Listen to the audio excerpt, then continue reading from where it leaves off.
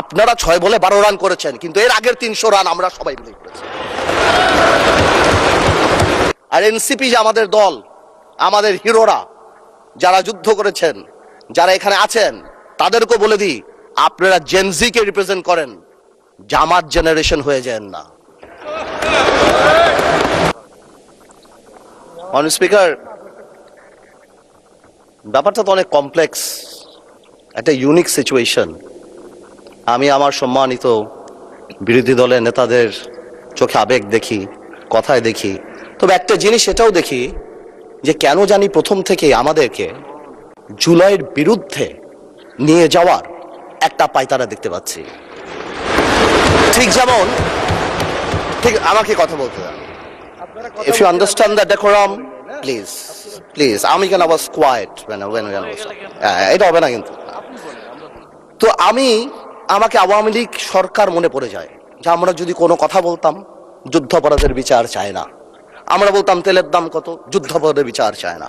আমি অনেকখানি ওই অ্যাটিটিউডটা দেখতে পাচ্ছি। সবচেয়ে বড় কথা, we have no problem with July সনদ, আমাদের প্রবলেম প্রক্রিয়া নিয়ে।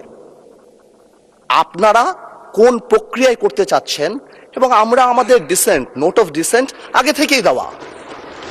আমাদের প্রক্রিয়া ছিল, আপনারা দেখেন, উইথ ডিউ রেসপেক্ট, একদম রেসপেক্টের সাথেই বলি, আপনারা সেই সময় রেভলিউশনারি গভর্নমেন্ট করেন নাই কেন?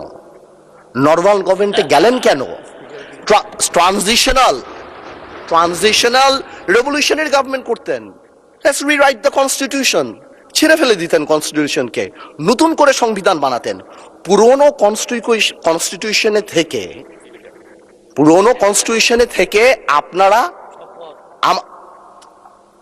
কনস্টিটিউশনে থেকে আপনারা সংবিধানকেই বাতিল করে দিতে যাচ্ছেন। এটা আসলে হয় না।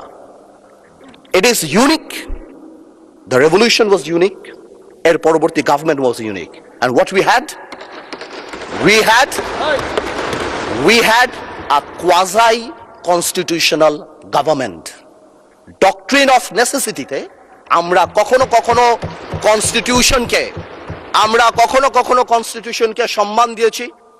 ডক্ট্রিন অফ নেসেসিটিতে সংস্কারকে মাথায় রেখে অফ কোর্স রিয়েলাইজ, যেটা তো আজকে থেকে রিয়েলাইজেশন না, 72 থেকে রিয়েলাইজেশন, আইয়ুব খানের অত্যাচার থেকে, যে আমাদের constitutional framework is set in such a way যে কোনো মুহূর্তেই আমাদের প্রিমিয়ার একজন স্বৈরাচার হয়ে যেতে পারে।